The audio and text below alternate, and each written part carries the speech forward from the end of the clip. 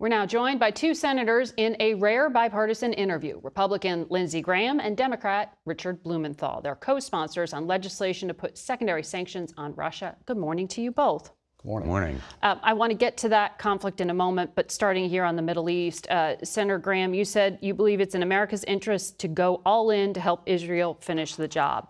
It sounds like you mean offensive support.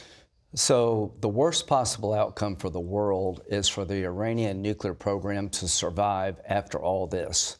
How do you destroy their program? Through diplomacy, I prefer that, or through military action. If diplomacy is not successful and we left with the option of force, I would urge President Trump to go all in to make sure that when this operation is over, there's nothing left standing in Iran regarding their nuclear program. If that means providing bombs, provide bombs. If that means busting bombs? Whatever bombs. If it means flying with Israel, fly with Israel. The worst possible outcome for the world is to take the Iranian nuclear program on and leave it standing. Mm-hmm. That will be a disaster. Senator Blumenthal, what's your view? How involved should the U.S. get? Let's begin with the basic proposition that ought to motivate American policy as well as the world's. A nuclear-armed Iran is an unacceptable threat to the world, not just to Israel, but to the United States as well. And I support Israel's right to defend itself against this existential menace. I'm very concerned right now about United States personnel in the region, our servicemen and women, but also the civilians that are there. I'm getting phone calls from families in Connecticut who are deeply worried about their children who were there, about the hostage families. I support the president's effort to prioritize diplomacy. Let's talk more about this after the commercial break, so please stay here with us, and we'll be right back.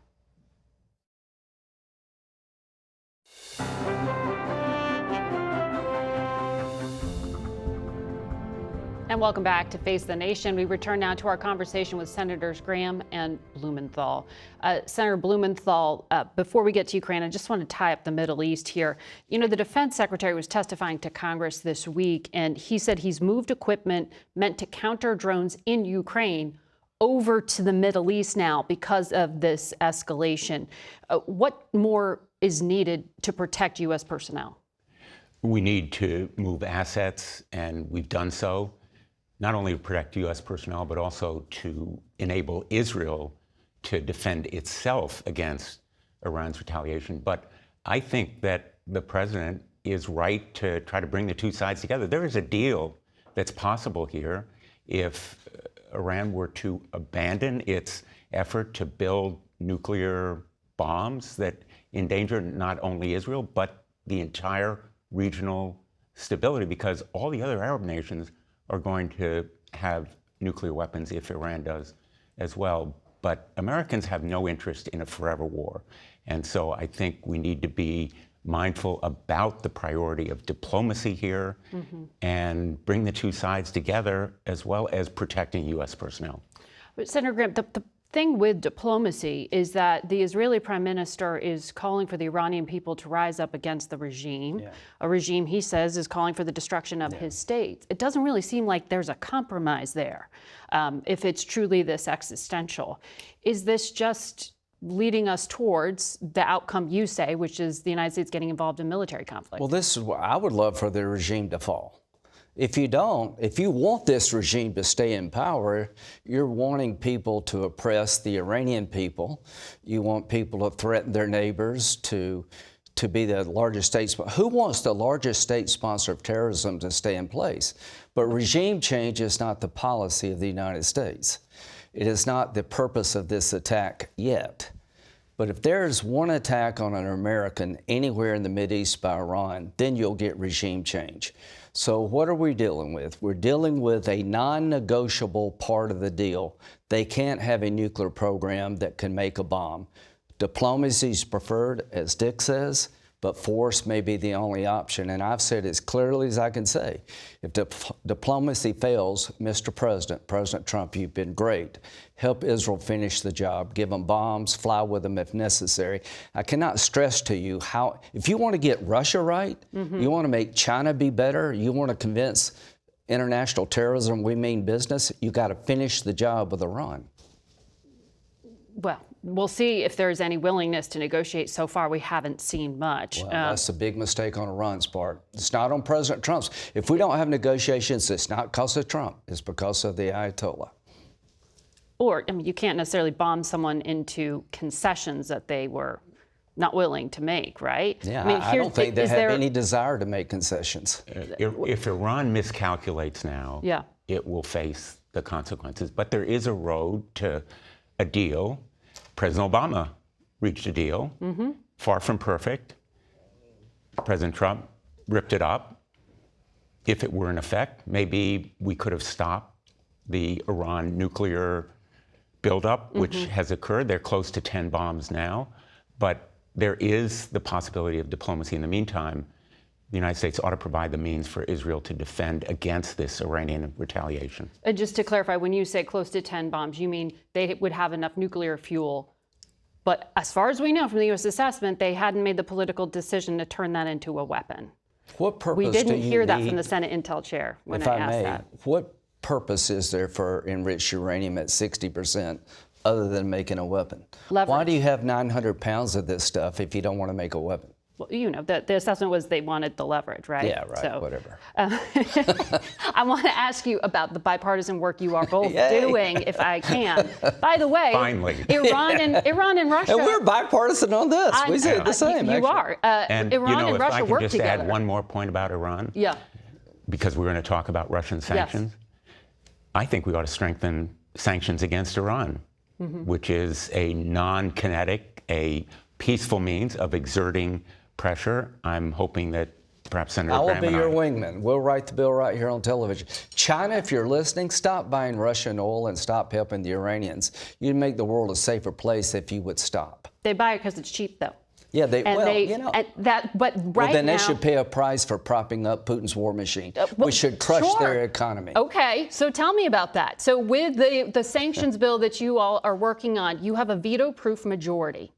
You just need the Senate leader to put it to a floor, and you need the president to tell him go.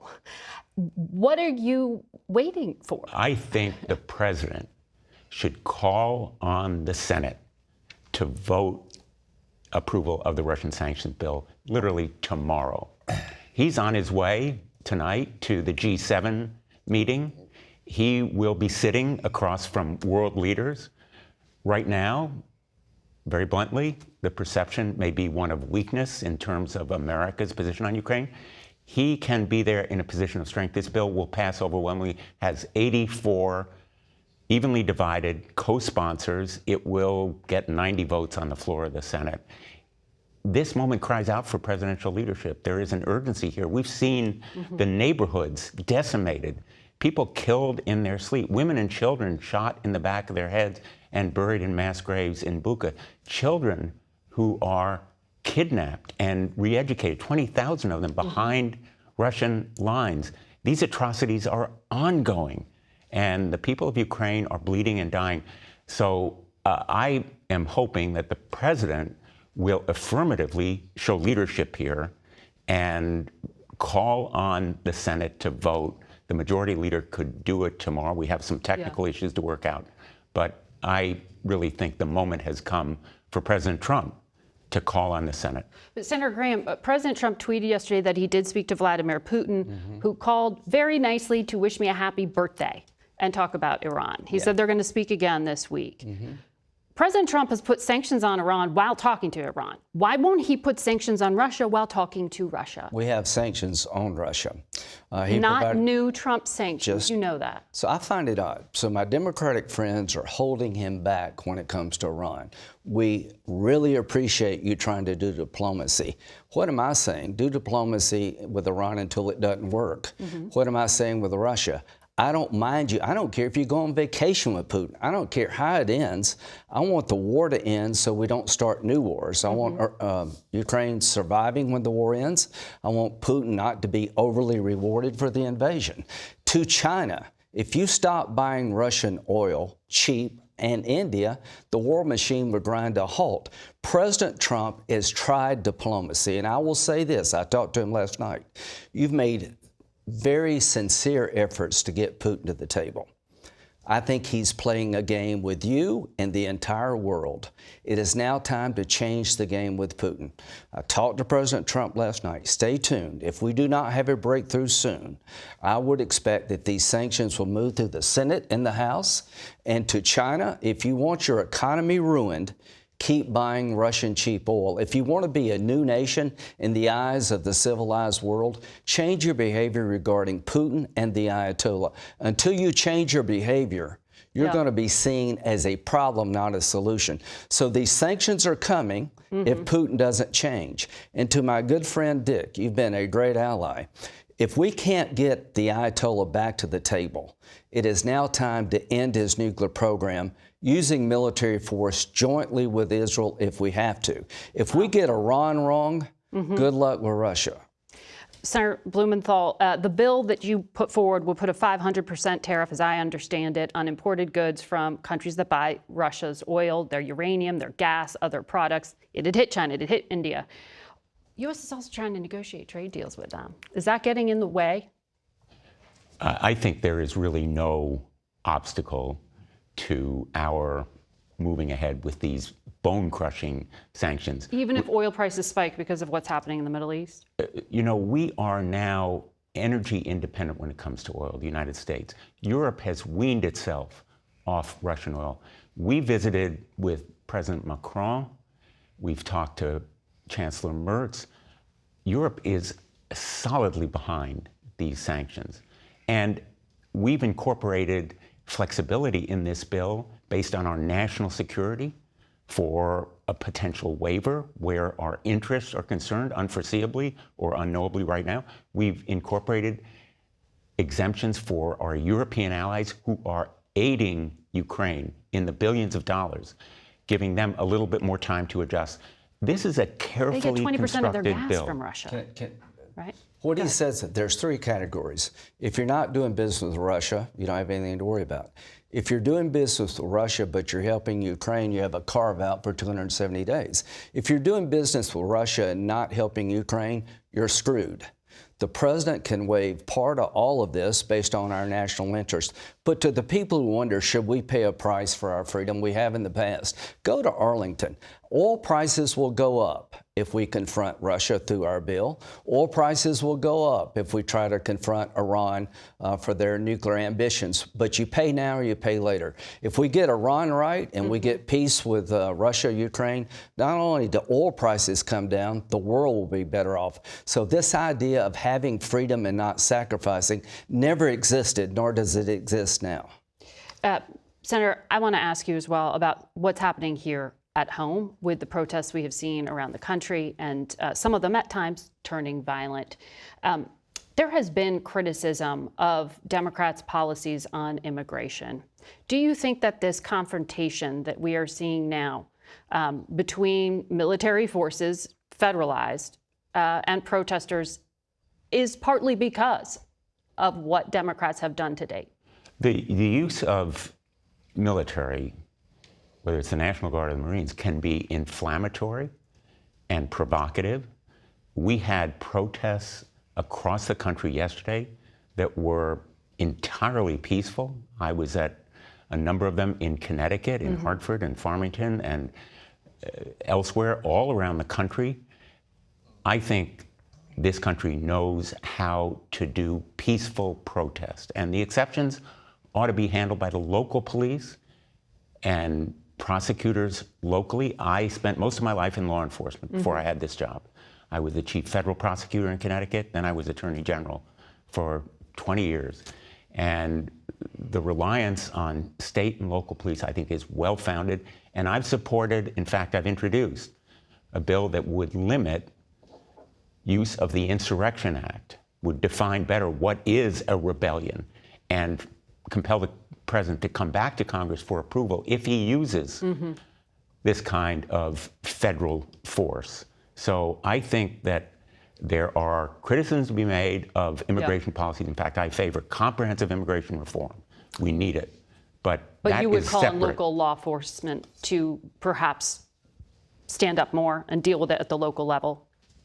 It's the local level where law enforcement happens in this country. We rely on state and local police, and that ought to be the way we enforce our laws in this country, and emphasize the importance of peaceful protests, such as we saw yesterday around the country. All right, Senators, thank you for joining us for a bipartisan interview.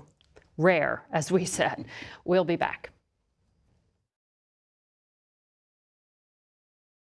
Saturday, demonstrators participating in the No Kings movement marched in all 50 states and Washington, D.C.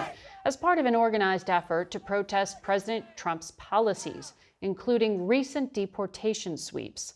Organizers of the No Kings rally said that over 5 million people participated coast to coast. Most were peaceful, but in Salt Lake City, at least one person was injured in a shooting during a demonstration. And in Portland, Oregon, local police declared a riot outside an ICE facility for a few hours before that crowd dispersed. And we're joined now by California Senator Alex Padilla. Good morning and happy Father's Day to you. Thank you. Thank you. Happy Father's Day to all the fathers out there, and including those who are probably living a little bit fearful right now because of what we're seeing, these increasingly cruel and extreme immigration enforcement raids. But nonetheless, they're going to work trying to provide for their families. Well, I want to ask you about your personal experience with some of this. As many of our viewers saw that video of you being briefly detained when you were trying to get a question in to the Homeland Security Secretary. Her office later said you spoke for nearly 15 minutes afterwards. Did you get the answer to the question you were trying to ask? And what was it? Yeah, sadly, no. And so a little bit of context here. The reason I the reason I was at the press conference, I mean, I was at a scheduled briefing with representatives of Northern Command just a couple doors down the hall in the same federal building when I learned of the press conference. My briefing delayed because the folks I was supposed to meet with were at that press conference. So I asked if we could listen in. I was escorted over, and that's what I was doing.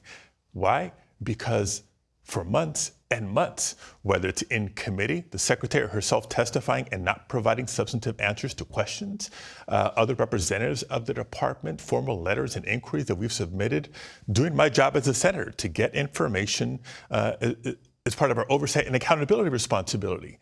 So to be able to ask a question of the secretary directly, when they offered the meeting after the incident, I took it, but sadly, no, nothing substantive, nothing informative. She couldn't answer the question, or? Either couldn't or wouldn't. And frankly, that says a lot, right? In terms what of was the type of, well, among other things, their justification for the federalization of the National Guard, not only not necessary, but counterproductive, as we've seen this last week in Los Angeles, and also just truth. You know, for all the talk about the focus and targeting of violent criminals, if that's all the Trump administration was doing, there would be no debate. There is no disagreement on that. But as you're hearing more and more stories of undocumented long-term residents of the United States who are otherwise law-abiding, working hard, paying taxes, raising families, and frankly, working in jobs that under the first Trump administration, when the COVID pandemic hit, were deemed essential. Right? Workers in restaurants, in agricultural fields, in healthcare, construction, et cetera. That's who's being targeted now, and that's why there's so much fear and terror in communities, not just in Los Angeles, but throughout the country. So the vast majority of immigrants in California, we went and we looked at the stats. They are in this country legally, but Pew Research says your state has nearly 2 million undocumented, and they make up about 7% of the entire labor force in some of those farming and service jobs that you talked about. Since the Trump administration this week told ICE to pull back a bit when it comes to enforcement, do you see that as a step in the right direction, and do you know what triggered that decision? Yeah, so I don't know exactly what triggered that decision. I'll take it. Is it a step in the right direction? It's at least a baby step, and let's hope there's more to follow, because they're responding to what I and others have been saying for months and frankly years, going back to the first Trump administration. You know, you want stats? Let's talk about stats. The state of California, the most populous state in the nation, the most diverse state in the nation, home to more immigrants than any state in the nation, mostly documented, some undocumented. This is the same California that is the largest economy of any state in the nation, fourth largest economy in the world, not despite the immigrant population, but thanks to the contributions of so many immigrants as workforce, as consumers, and as entrepreneurs. So again, focus on the dangerous, violent criminals, no disagreement there, but the folks who are otherwise law-abiding, tax-paying, and enriching communities, there's got to be a better way, a pathway towards legalization, a pathway to citizenship for dreamers, farm workers, and others. Well, that is hoping for movement in Congress that would take some time. I did note it was interesting to see in the House, the Republican Hispanic Conference put forth a letter asking for a breakdown of how many criminals were among those actually deported. And that was one of the key questions I had for the secretary. Of course, she had no data, had no answer, promised to follow up. I hope. Yeah. We'll see. And I also want to be clear about this, because when I had the audacity to try to ask a question as a senator of a cabinet secretary. That's what happened. And you saw the response. Everybody's seen the video.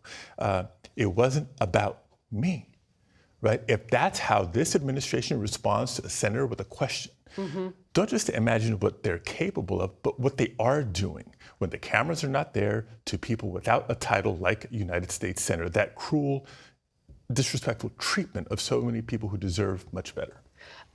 We see in our polling, on the policy front, we see in our polling that there still is broad support for President Trump's mass deportation policy. Our last CBS poll, as of last Sunday, showed 54% approval.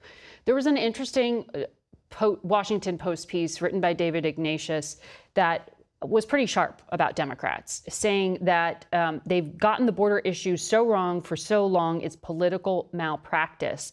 And that he was basically arguing Democrats are handing to Trump the confrontation he wanted with the military, citing actions during the first administration. Do you think that he has a point there? No, I think because the public approval is so high of deportation. But details matter. It depends. As you know, it depends on how you ask the question. If you ask the same people, do they think we should maintain due process in the United States of America? The answer is overwhelming yes.